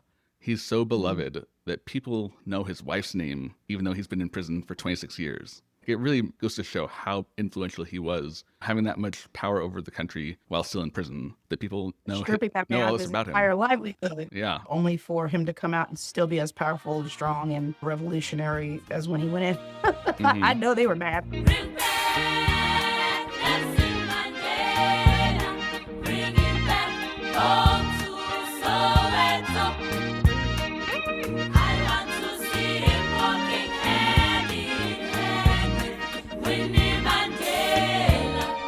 But I think a good way to end it in the idea of like a hopeful protest, where the thing is, the protests aren't ending. The anthems aren't ending. The struggle isn't ending. We are continuously fighting. And I like the fact that they kind of put her in the place of Mandela, in the idea of like, this is the future. This is the next type of Mandela. I've always thought, like, who's the next Martin Luther Kings? Who is the next Malcolm X? Who is the next Mandela's, in that idea? And I like the fact that in this show, they were like, this girl can be the next Mandela. You can be the next Mandela. We can be the next Mandela. Yeah. And I think, yes, they're calling for directly freeing him, obviously, like literally. But then I think they're also, this is me might be reaching a little bit, but it almost felt like they were calling it to like you. It's like, we're asking for Mandela to be released within you. That activism, I like that. that person. It's like we're actually trying to incite the audience to wake up and be the Mandela for the world. Today, I see all my friends, brothers, sisters, our heroes. I feel the spirit of those that died for our liberation. So I like the fact that they did end on that kind of political statement, but that same notion of like, you are Mandela, I am Mandela, we are Mandela, and we must change the world kind of thing. And from the mouths of babes is even more important. It is a young Black girl, which I'll always go back to saying, we be helping everybody. This young Black girl telling the audience to wake up, be the change you want to see kind of thing. Yeah. So I really appreciate that. Yeah. And then the track fades out because the actual end of the show is a long series of dances, which is fun to watch. But again, had to cut something for time, so the dance music didn't make it on the album. And then the last track on the album is Freedom is Coming Tomorrow Reprise. And this is a curtain call after their bows. The first curtain call, because it seems like at least on the bootleg that I watched, they had several because the audience was in it. And I almost feel like that was for the actors a little bit. Not all, I mean, yes, all the reprises, but like the Wululu, all of the dance stuff, because it's for catharsis of like, we just did this heavy ass thing and we can't go home with this heaviness on us. Let's dance it out. Let's sweat it out. Let's get that out of our system so we're not carrying it with us, because we need to be light in order to continue the work. Freedom is coming tomorrow. Get ready, mama, prepare for your freedom. Freedom is coming tomorrow. Get ready, mama, prepare for your freedom. I kind of wish there was a little bit of speaking for the dancing to invite the audience. This is why I say I feel like it's more for the cast and not for the audience, because I almost think that they're like, we want the audience to remain in this heaviness because we've been heavy. We get the privilege of lightening our spirits because we've had to live with it. We need you to hold the heavy anchor because you haven't had to do it yet. Yeah. And so it's like leaving the audience in that kind of, yes, hopeful but heavy place, I think was necessary to get across that it's your turn now. And we're going to dance it out and we're going to take a step back because we're tired. Yeah. So it's interesting. Like, this is a very different kind of show, like we've been talking about the whole time. But it ran for 597 performances at the Court Theater. So almost 2 years, which is, or I guess, a year and a half. But that's kind of amazing that people were supporting it that much. It was nominated for 5 Tonys, didn't win any of them, but it was also a tough year. Now, Tonys are much like the Oscars. We know who should win. We also know that's probably not going to be the case. There's some obvious will riots if they don't win, and there's some they should have won, but because of money and policies and changing hands, they won't. This show, the fact that they all got nominated and nothing happened is such a obvious for people in the Black community because they did not award Black shows back then. They just weren't doing it. And it's the same idea of like Color Purple. Like we all know Color Purple should have won the Oscar and Whoopi at least should have won the Oscar. She didn't. And then they gave her one for Ghost, which we know she wasn't like, what was that character for Ghost? You know what I'm saying? And it's almost like a whoopsies, we should have given it to you the first time. Well, the Tonys does the same thing. And I think that there is a lot of, we can't award this show because some of the people who, I'm just going to say it, own some of these theaters had ties to people with apartheid. And they're not going to award a show that's bringing it down. It's part of the system. It's part of the problem. And it's like, should they have been rewarded for themes? Absolutely. I sometimes think we should have a Tony Award for just flat out themes. Holy moly, this was a really wonderful thing. We should reward you for bringing this up. But like, I think that the acting was wonderful. I do believe they should have gotten something for dancing. But once again, the Western world doesn't know about African-centered dancing, and they don't consider it a legitimate form, which it is, but, you know, the way that we portray it in the West. And it shows that it was running that long. People wanted to see this. People, and word of mouth, people needed to see the information. And the fact that it wasn't at all, nothing was, I don't know, that rubs me a little bit wrong in that time period. It was a spectacle year. That was the thing. It was all about spectacle. None of those shows had heavy themes except for this one. Not this heavy, Like, anyway. yeah, not this heavy. There could be something maybe said for chess, but it's chess. So like there's that. Not this version of But- chess. This version of chess was bad. Okay. That's You know, last week's like, episode. People go listen to that too. So I wish Yeah. that it would have some kind of recognition, because I think with a bit of recognition, the message would have kept going. They would have put it even more on tour, kept it in the West, kept it in Yeah. London, but This without definitely one, feels it's like something that should have at least gotten like a special Tony for contributions to justice, however they want to phrase it. But it definitely feels like a good candidate for that kind of a thing.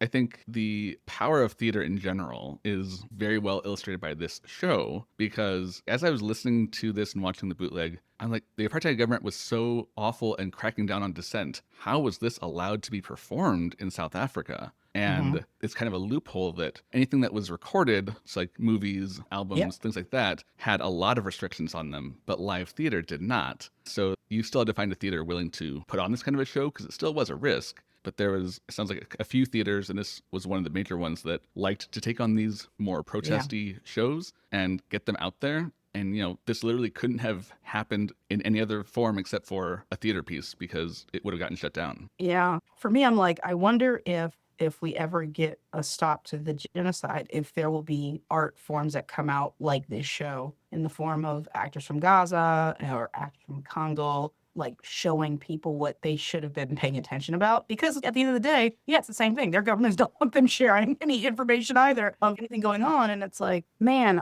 will we ever be able to get the stories like this in modern day, where it's like, hey, help us do this? But I mean, I don't know if there ever will be, but I think that would behoove us if we had something like that. You know, to see those atrocities, to see that unfortunateness be put on stage in front of us, because we are so connected to our screens nowadays that we're only seeing the terrible from a screen, which still gives our brains the idea that it's TV as opposed to reality. And I think that'd be very interesting on a stage if those works were to come to, like, you know, 2020, the 2025, 2030s, 2040s, or whatever, eventually. Well, But maybe we'll get some of them at least. Not enough of the stories, but hopefully a few at least can break through and get told. yeah, but this show is a lot. It's heavy. You got to be in the mood to watch it. I can get how it was actually probably a good idea for them to be shocked into seeing it. Like, oh, I only know a little bit about it, apartheid, and you see it, and you're like, oh my God. And then Yeah. word of mouthing it. Yeah. But like, oh, do you feel like seeing Sarafina for the second time today? You know, that might be a bit difficult. Yeah.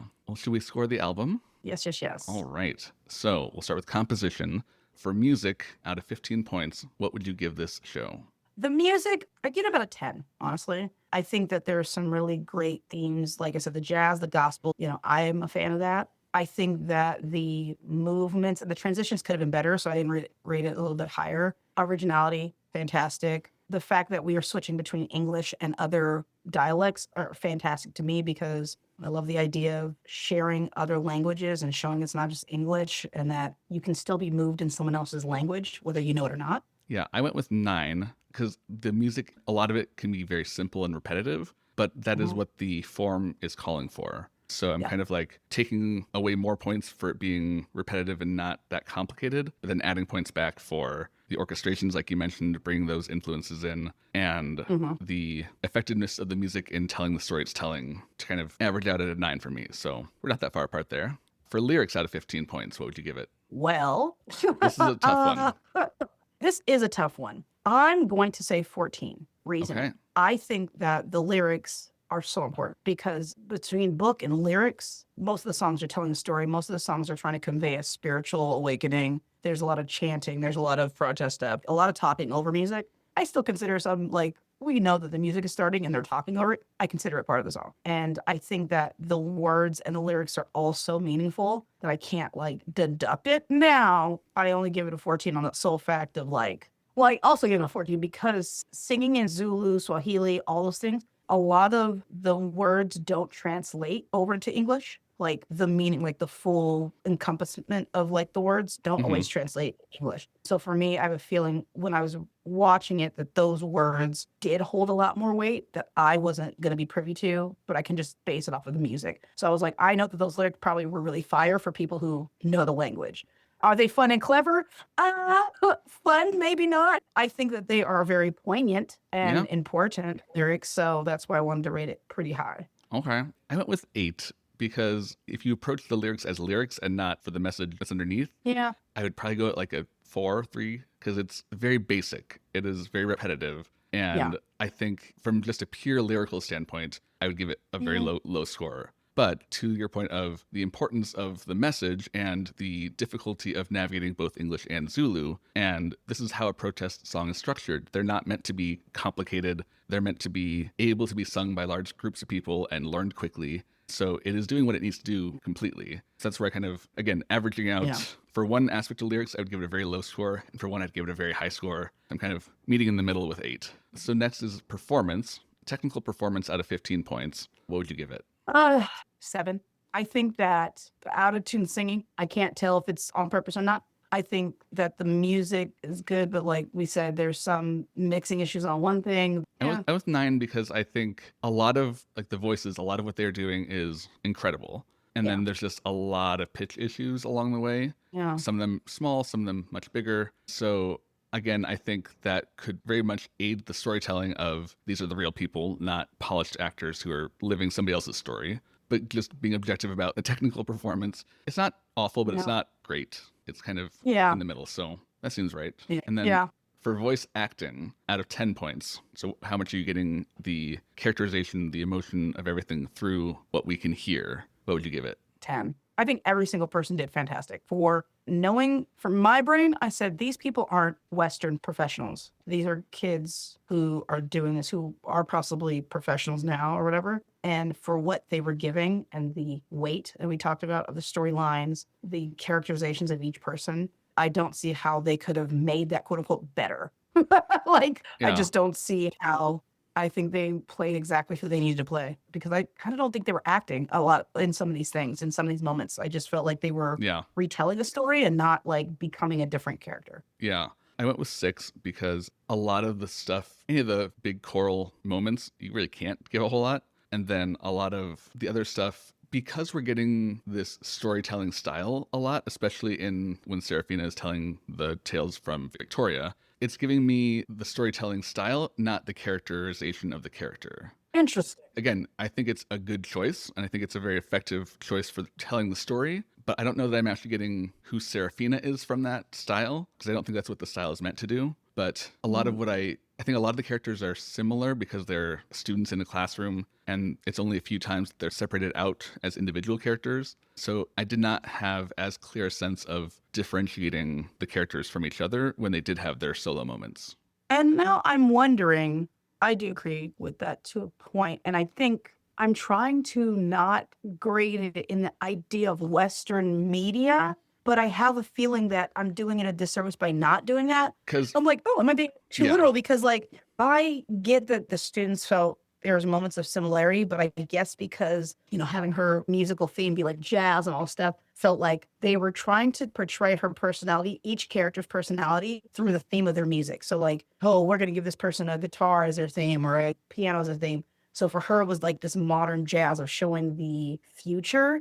And I guess in my brain was like, oh, did they show the character or did they present this avatar as a theme? And then I was only into the theme, and that's why I gave it such high acting, because I was like, yeah, they're just being themselves, but that might have been helped by the musical theme for each character. Because now Yeah. I'm like, maybe it's more of an 8 than a 10 for me. Okay. We will go 8. We will go Okay. 8. 'Cause- And like we talked about, I the was like, characters are all mainly, they're not there to serve a typical Western plot musical. Yeah. They are serving as a, you know, idea. ideas. Yeah, they're furthering the ideas of the show, not the plots of themselves, because that's what Yeah. the show's about. Okay.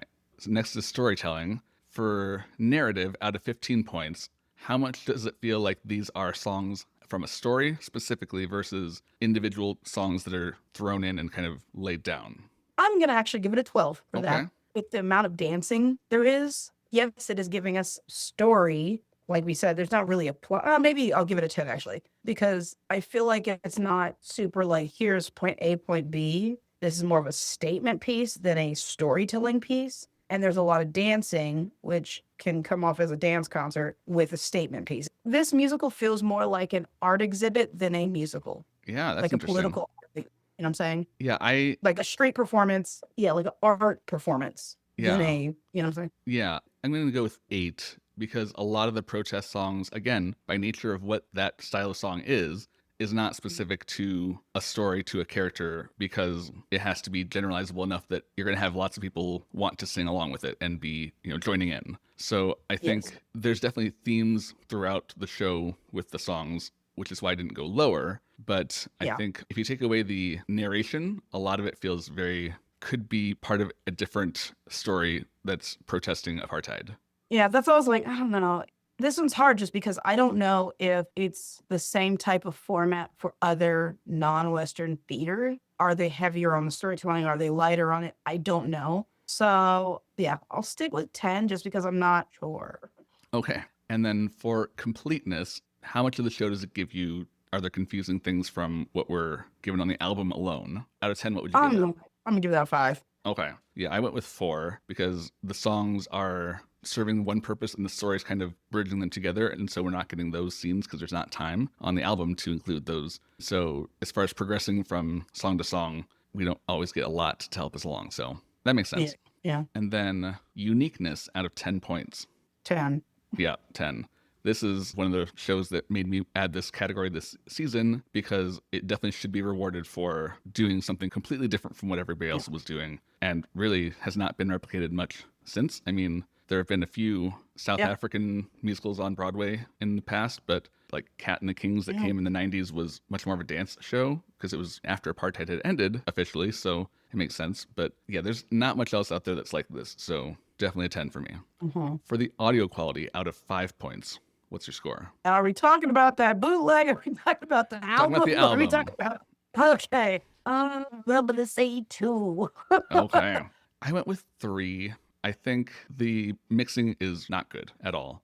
But the recording of the individual, like especially when it's a more scarce orchestra and you can hear the singers better, they do sound like they're recorded pretty clearly, which is good. And the band does sound good, even if they're overpowering. True. Yeah. And then artwork out of 5 points. What are you going to give it? I'll give it a 3 because it's nothing to write home about. It wasn't like an innovation. It wasn't terrible, but it wasn't great. I've seen minimalistic sets before. I went with 1. I'm not a fan of this artwork. I don't think it sells the show. It does not make me want to listen to the album. It's not drawing me in. And it's not really representing what the show is, which granted, I'm not sure how you would do that in just any album artwork, but I don't feel like it's selling the show or representing it well. So Yeah, I have to refresh myself. 'cause it's just a black and white photograph of 3 of the actors, one of whom is Sarafina. But she's not even the one that's most featured. She's off on the side. Yeah. And with the hats on, they look even less individual because they're all in their uniforms. Now I recall this album cover because I was thinking about the 2 different ones because there's the soundtrack for the movie, there's the thing. Yeah, I like the one this for the ain't movie more. great. Well, the movie one is fantastic. Like, at least gives us something, but Yeah. it's also still misleading. But at least it's Okay, visually you know what I'm appealing. saying? I would say the movie's a 3. Yes, the musical, yeah, that's a 1 because it's just 3 black people chilling up there. You're like, What are they doing? Who in knows? bowler hats. Yep. No one knows why they're Like- there, but okay, fine. Is it Kelly's last jam? What are we doing? Yeah, like this is I've not been getting helpful. better about overcoming, like recognizing when I have an aversion to an album just because I don't like the artwork and not letting that spoil the album for Stop. me. And this is one that my initial reaction seeing the album is like, ugh, no, I don't want to listen to that. Because I would have to say that album cover is giving very much. We created this at a high school. It got taken to Broadway, and this, it needs color. Like it needs Yeah. something. Oh, well, here we are. yeah. No. So That- that that- brings your score to 67, mine to 58. So our average is 62.5. So for a show that's doing important work and very different compared to what's around it, I think that's not terrible. But this has been Not a lot of bad. fun. I really appreciate you being here with me for this episode. Yes. This was a lot better conversation than I was expecting. I came in with low expectations, and I'm glad I had a great time. Yes.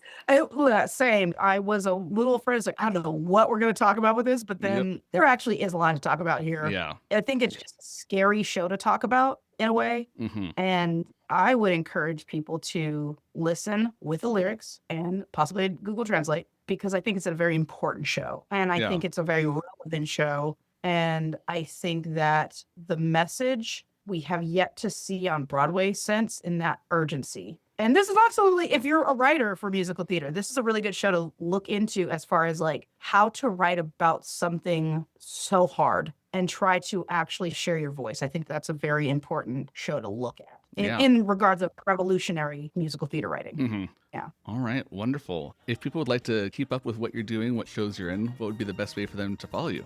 My Instagram, I do believe, is a.g.adair. Or you can just go to my TikTok, which is Adair Fro Life. And I'm there just singing and being silly. Wonderful. You can follow the podcast on Instagram at Little Things We Hear Together, or email me at littlethingsweheartogether@gmail.com.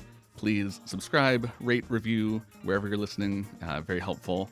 Join us next week for the 1987 Broadway revival cast album of Anything Goes. All right. Ooh. Yeah, that'll be a big one. So thank you so much, Adair, for being here with me. Thank you so much for having me.